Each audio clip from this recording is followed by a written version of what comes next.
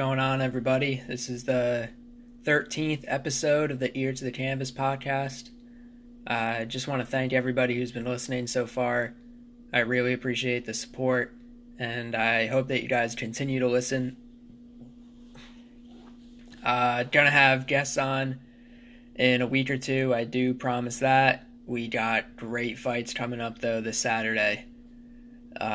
Poirier versus Hooker, main event. Gotta be one of the best, if not the best, free fight night main event that you're going to see all year. That is a fight of the year candidate with very, very big implications in what is arguably the best division in the sport, the lightweight division. Two contenders right there with Hooker and Poirier. Very exciting matchup stylistically. It's on paper, just stacks up to be a hell of a fight. Not a bad card either. Gonna get into it. Gonna get into also what the Sugar Show's been up to, Sean O'Malley. And gonna talk about who is the most avoided fighter in the sport. Gonna get to that towards the end of the podcast. So, just right now, Ear to the Canvas can be found on Spotify as well as, of course, YouTube. Just search Ear to the Canvas on either. You can find me on any social media, Facebook, Instagram, Twitter, Ryan Truland. So let's get into Saturday's card. Not a bad card, like I said. Some newcomers. Last episode I talked about the effort by Dana White and the UFC to add, to rebuild, kind of reload the women's divisions. And 3 of the women who they signed are actually fighting this Saturday. 2 of which are fighting each other, which is interesting. Kicking off the night, prelims, first fight of the night, Kay Hansen versus Yin Yu Frey. Both girls are former Invicta FC fighters. Yin Yu Frey is a former Atomweight, which is, she's coming up to strawweight actually for this one.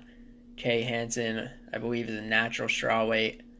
So that's kicking things off. Hopefully they put on a good performance to start the night off. Because I know the UFC desperately is looking for talent to beefing up those women's divisions, and hopefully these women are the start of that. Moving on to the second fight. Pretty interesting fight here. You got Brendan Allen versus Kyle Daukaus. Two Contender Series fighters here. They were both on last summer, I believe it was. And Brendan Allen's a pretty big favorite because Daukaus is taking this fight on pretty short notice. Allen is also favored because he's the more highly thought of prospect out of the 2. He's been pretty impressive so far. I think he has 1 or 2 UFC fights under his belt officially now. That should be a pretty good scrap. Moving on to Sean Woodson versus Julian Erosa. Erosa is taking this fight on short notice, and Woodson's a big favorite, minus 490 favorite right now, according to William Hill. Moving along. The third girl who is new to the UFC, Miranda Maverick, taking on Mara Romero Borella. Maverick is a favorite in her first fight in the UFC. She is the most highly thought of prospect fighter, I would say, just in general, out of the 3 ladies who they signed from Invicta. Moving along to Felipe Lins. We're going to go up to the main card. This is going to be a good fight, I think. Luis Pena, the violent Bob Ross. Guy looks like a caveman. Redheaded caveman. He's just a character. And a good fighter on top of that. He's taking on Kama Worthy, who is pretty confident coming into this one. And he's a plus 210 underdog right now. That's going to be a good fight. That's going to be one of the more fun fights of the card, I think. Moving along to Maurice Green, the crochet boss. Anybody who watched The Ultimate Fighter last season, he was on there, heavyweight. Enjoys doing crochet, which is why he calls himself the crochet boss. He's a character. If anybody watched the show knows that he enjoys alcohol. But I think he's at a good camp, or a good gym rather, and I think he's really taking his career seriously. He's taking on John Volante, who normally fights at light heavyweight. He's coming up to heavyweight for this one. Yeah, that should be an okay fight. Really, the two big fights, I mean, the co-main event really isn't a huge fight. It's just Mike Perry is a character, and he's entertaining, draws a lot of attention wherever he goes, and he's fighting, he's bad, he's taking on Mickey Gall, who's not a bad prospect. He's got some interesting wins over guys like CM Punk, Sage Northcutt he's fought. Pretty funny. Yeah, so they're matching up in the co-main event. Mike Perry's a big favorite, minus 340. Mike Perry's lost 3 out of his last 4. I think 4 out of his last 5, actually. It's a good competition, no doubt. Yeah, let's see here. Okay, he's lost 3 out of his last 5. He lost to Cowboy Cerrone. He got it before that, actually. Let's look at the names real quick. Mike Perry's fought some of the biggest names, and because he gets those names a lot because not only his skill, he's got power at 170. He's definitely one of the top 20 fighters in the division, I'd say. Right there. And his mouth and his antics get him pretty big fights, to be honest. And he's just entertaining. If you follow him on social media, he's posting crazy stuff. He makes wild decisions. One of the most crazy decisions that he's made recently, anyway, is this Saturday, Mike Perry will be accompanied by one person and one person only in his corner during the fight. None of which are coaches, because he got rid of his coaches. That had to be a couple months ago now. He got rid of his coaches. Said he didn't need them anymore. They weren't helping him get better. So he got rid of them. And so his girlfriend is going to be the lone wolf in the Mike Perry corners. And don't expect to hear much from her either during the fight. Though it will be quiet. She won't be talking much because Mike Perry said that he expects her to just sit back and watch the show, which is what he wants his coach to do. He doesn't want his coach in his ear the whole time. So, going to be a quiet corner for Mike Perry. He's hoping to make noise with his performance inside the octagon. So, Mike Perry's taking on guys like in 2017, he fought Jake Ellenberger, Alex Reyes, Santiago Ponzinibbio. 2018, he fought Matt Griffin, Paul Felder, Cowboy Cerrone. 2019, last year, he fought 3 times, Cowboy Oliveira, Vicente Luque, and Jeff Neal. Those are all good fighters. Mike Perry he is a veteran of the sport. There's no doubt about that. And he's taking on Mickey Gall. Mickey Gall is a Jersey native. I think he lives out in California now. He's a jiu-jitsu black belt. He's tall, lanky. Still young, relatively young in the fight game. And this is a pretty big step up for him, I would say. Taking on Mike Perry. I think Mickey's going to try and get this one to the ground. I expect Perry to come out swinging in this one. I think he's going to come out foot on the gas, chin down, throwing, looking to take Mickey's head off early. If Mickey can weather that storm, avoid the big crucial shots, extend the fight, eventually get Mike down to the ground and uses jiu-jitsu, I think that's his best path to victory. And I expect him to do that. I definitely expect Mike Perry to come out aggressive. I think he wants to put Mickey Gall away quick, get in, get out. He's willing to go 15 minutes, though, if he has to. He's definitely done that a bunch in the past on the full 15. So it's an interesting fight, no doubt about it. Mickey Gall, though, something about the way he's conducted himself this fight week, going into this fight, very calm, cool, and collected. Keep an eye out on Mickey Gall on that one. So, the main event. This is what everybody's excited for. You got two of just the best 155ers in the world squaring up, and both of them have title championship aspirations.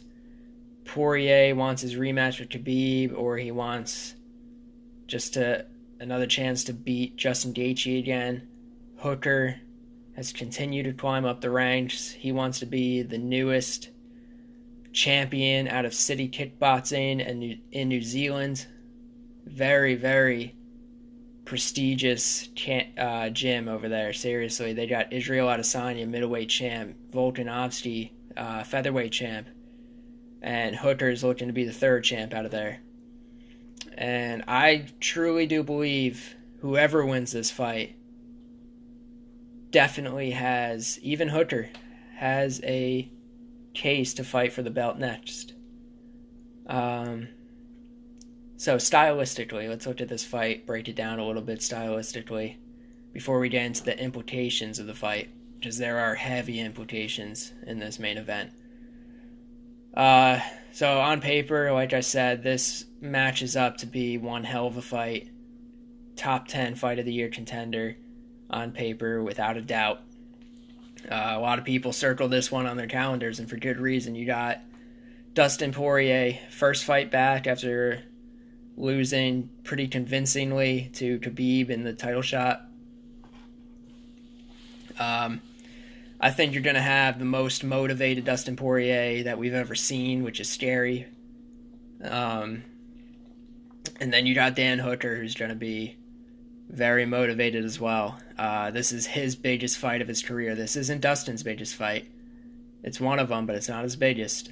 This is Dan Hooker's biggest fight of his career, without a doubt. He's coming off. He has won 7 out of his last 8 over good competition, too. Look at this. You got Ross Pearson, Mark Diakise, Jim Miller, Gilbert Burns before he went up to welterweight. Then he took that loss to Edson Barboza. Those body kicks just wore on Dan. He couldn't take it anymore. Just the pain was too much, and I don't blame him. But then he bounced back. He beat James Vick early and easily. He beat Ali Quinta and Paul Felder by decision. Especially that Felder fight was a war. And he stood up for those 25 minutes and never really took his foot off the gas. It was impressive. Felder's not an easy guy to beat by any means. He is a tough night out. And so is Ali Quinta, for God's sakes. Those 2 wins back-to-back are impressive.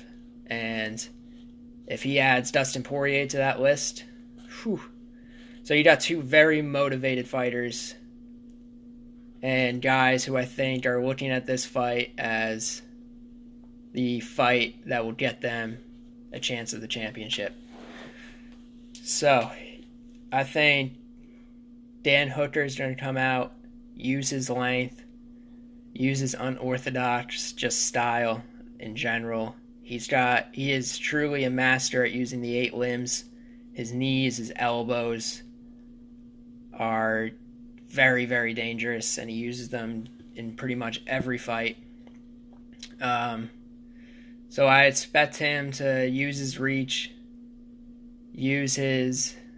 just try and keep it at distance. I expect Dustin to try and close the distance, turn it into more of a dirty boxing scrap, and I think Dustin has a slight power advantage over Dan, who is more of the guy. Dustin's also very, very technical, too. He's technical with his boxing, and I think he's got more power than Dan.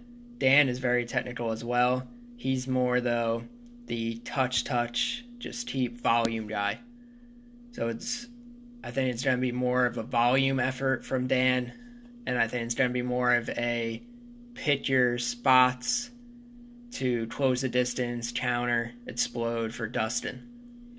This fight, I expect to go 4 or 5 rounds, maybe even a decision in what will be a war, all said and done. That's what I expect.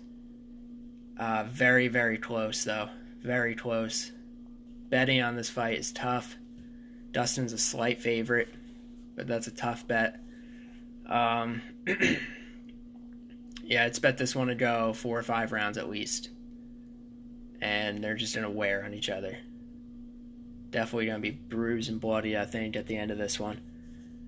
Can't wait. So, if Dustin wins, that'll mean, look at Dustin's resume going into that Khabib fight is very impressive. You got a win over Jim Miller. Then you had a no contest against Eddie Alvarez. Then you got a win over Anthony Pettis. All finishes. Pettis was a submission. He TKO'd Justin Gaethje. TKO Eddie Alvarez in the rematch. He beat Matt Holloway, undoubtedly, in that decision. And then he lost to Khabib. He had a tough time. That was in Abu Dhabi last September. So, win over Dan Hooker gets Dustin right back in that title conversation. We know that Justin Gaethje and Khabib are fighting this September. That's almost set in stone for the lightweight belt. And I think they're gonna want to put Conor in against the winner of that fight. I think that's what they're gonna want to do. If Conor isn't willing, if he stays quote-unquote retired, if he doesn't, for whatever reason, want the fight, I think they could very well look at Dustin Poirier as an answer, whether it's a rematch against Khabib or if it's Dustin versus Gaethje. And I think that's a true possibility. I also think Tony Ferguson is a possibility for either person who wins this. Really, either person, I think a title shot is a possibility, or Tony Ferguson. If Khabib does beat Gaethje, I think they want Conor in there. Tony would then also be an option, but he is coming off that loss, so I don't think so. I think they're going to want him to win one before they put him in there for a title shot, even though I know they want the Tony Khabib fight so bad. Who doesn't want to see that? They'll probably want Tony coming in off of a win. So the winner of this fight could very well see themselves fighting for the lightweight belt next. Now the loser of this fight, I think it would make a lot of sense that for the loser of this fight to fight the most avoided fighter in the sport. And the most avoided fighter in the sport, in my opinion, is Charles Oliveira, Du Bronx. The guy, I think he's on a 7-fight win streak. Yeah, 7-fight win streak with wins over Clay Guida, Jim Miller, David Tamer, Nick Lentz, Jared Flash Gordon, and Kevin Lee most recently. The guy's a submission artist, and he's figured it out on the feet. He is so dangerous and so avoided in that division, it's not even funny. I think the loser of Poirier-Hooker makes a lot of sense to fight Oliveira, who is also, in my opinion, 1 win away from a title shot. I think his resume, especially if he beats a guy like Poirier or Hooker next, becomes undeniable. That would be win number 8 in a row. And Oliveira is just avoided because he isn't that big name. There's a lot of big names in the lightweight division, a ton of them, and he isn't one of them. but he's right up there in terms of talent and skill with the best in that division. So Charles Oliveira, most avoided fighter in the sport. Coming off that win against Kevin Lee, that was back in March. He's looking for a fight. People just don't want to take that fight. It's a very, very high risk, and it's not the biggest reward for a lot of guys. A guy like Conor, what does he really have to gain from fighting Charles Oliveira, except for my respect? He would gain my respect and a lot of true UFC fans' respect, but it's just not going to happen. So Charles Oliveira, the loser of Poirier Hooker, I think makes a lot of sense for his next fight. So, what has Sean O'Malley been up to? What's the Sugar Show doing nowadays since his huge knockout performance over Eddie Wineland? Well, we've been talking about potential opponents. I think we found one. It seems that Sean O'Malley and Marlon Vera have a lot of mutual interest in fighting each other. And I think it makes a lot of sense for Sean O'Malley. I never thought Cody Garbrandt made sense for him in his next fight because I think it's too big of a step up. I think a guy like Sonya Don, John Dodson, even a Rob Font maybe, or Marlon Vera made sense as that next stepping stone for a guy who is thought of as being the next superstar in the sport. And Marlon Vera and Sean O'Malley have gone back and forth on social media. They were actually supposed to fight each other in July of 2019 before O'Malley got suspended for that bullshit from USADA. So O'Malley's moved on, Vera's moved on. Here we are a year later, and they want to get this fight going. O'Malley posted on social media, he said, "Who wants to see me knock out Cheeto?" With a picture of himself in his robe with Marlon Vera to the side looking scared. Vera responded, said, "I'm going to murk you, Stevia." And he also said, "Send me the papers." So O'Malley has said that he wants to fight by the end of summer. So I think in August you're going to see Sean O'Malley and Marlon Vera in the octagon together. And I think that's a great fight. I think that's a very good step up for O'Malley from Wineland. Vera, I and a lot of people thought that he beat Sonya Don in his last fight. If he did, he would still have a ranked number next to his name. I think this fight makes just all of the sense. Sean O'Malley has also had a back and forth this week with Peter Yan, who is fighting for the vacant bantamweight belt next month on Fight Island. And God, Sean O'Malley is doing a lot of things right, both inside and outside of the octagon. He is laying the groundwork with the guys ranked at the top of the division, guys like Cody Garbrandt, he's already had back and forths with, and now Peter Yan. He's just doing a lot of things right. He's calling out the right guys, but he's taking his time. His moves are calculated, and that's what you need when you're going to be somebody as big of a star as what he's going to be. Sean O'Malley's going to be a star very quick. And can't wait. I think it starts with Marlon Vera probably sometime in August, near the end of August, I would guess. So, Saturday, Poirier Hooker, huge fight for the lightweight division. Charles Oliveira, most avoided fighter in the sport. And look for Sean O'Malley versus Marlon Vera coming end of August, I would expect. Again, listen to Ear to the Canvas on YouTube, on Spotify, or on Anchor if you like. You can find me on social media. Also, Back to Sports page. Got UFC articles on there as well as all the other sports. So check that out. Hope everybody has a good weekend. Enjoy the fights. Be back next Monday. Here's the Canvas. We're out.